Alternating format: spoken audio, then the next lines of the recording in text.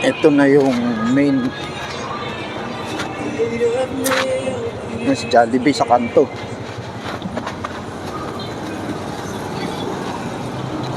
Ayan, sa Jollibee dito sa kanto. Itong car parking, multi-level car park na ginagawa dito, hindi pa rin tapos oh. Tagal pa to. Ay, meron pa nga dun oh. May bubong pa siya dun. Nakakaano lang maglakad-lakad at mainit.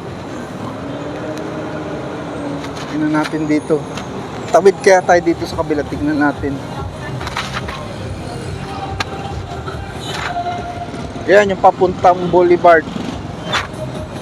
Ito pag diniretso mo yan, tumbok mo niyan yung cathedral. Ano ba pangalan ng cathedral nila? Kalimutan ko na. Tingnan natin. Ayun, si Roy Plaza. Shout out kay Roy Plaza. Tapos si Buana Saver Smart. Oh, katapat niya lang ang Jollibee. 10:30 ng umaga, wala pa masyadong sasakyan. Pero pagdating niya ng mga alas 11, marami na yung sasakyan. Magta-traffic na naman dito. Hindi ko lang kung saan ako magpunta ngayon. Gusto ko sana puntahan yung Boulevard. Pero maglalakad ako sa Boulevard, malayo eh. Dito wala na masyadong makikita.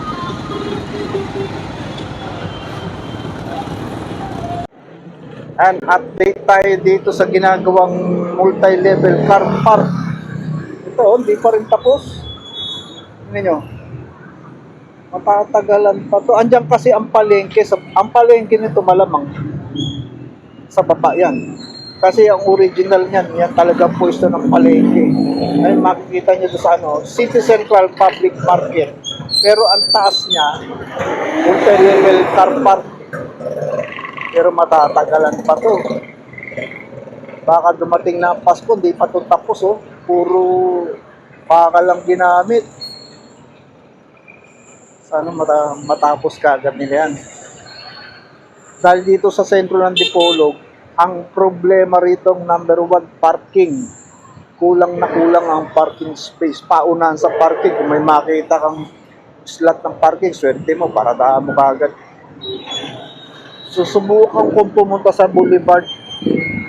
Ayun, papuntang Boulevard. Ayun. Andito na ako sa may Boulevard ng Dipolog. Oh, ganda. Mahangin.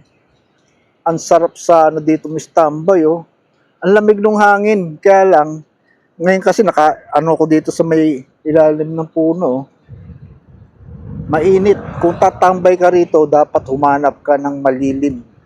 Kagaya ng mga sa ilalim ng puno. Dahil mahangin, yun. Sarap ng hangin. May dagat.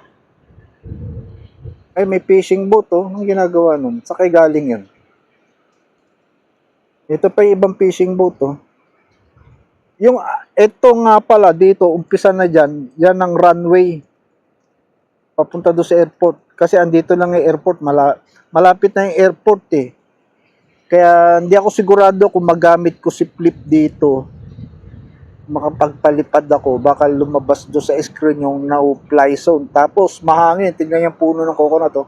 Malakas ang hangin, pero yung ganyang hangin kaya na flip yan. Ang problema lang baka lumabas do sa no-fly zone. Do sa screen. Kasi pag lumabas ng no-fly zone, hindi lilipad si flip kahit anong gawin mo. Hindi na aangat.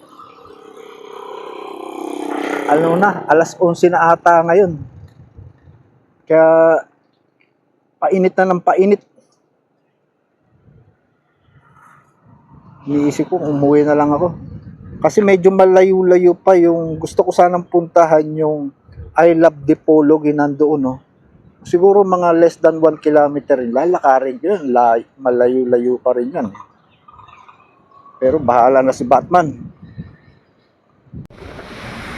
Ito yung basketball court dito sa Boulevard. Ang ganda ng basketball court nila.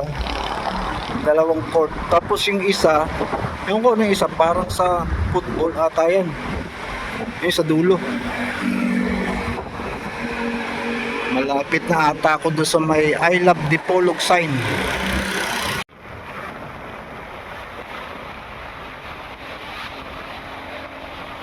Andito na ako sa isa sa mga landmark ng Dipolog dito sa Boulevard. Explore Dipolog.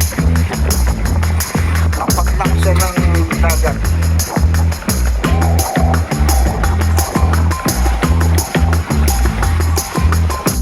Dipolog bus terminal. Ay, yung mga aircon, oh.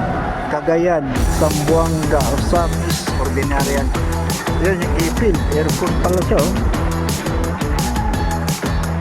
Tapos yung ibang ruta nandun, yung mga jeep, yung mga UB Express nandun.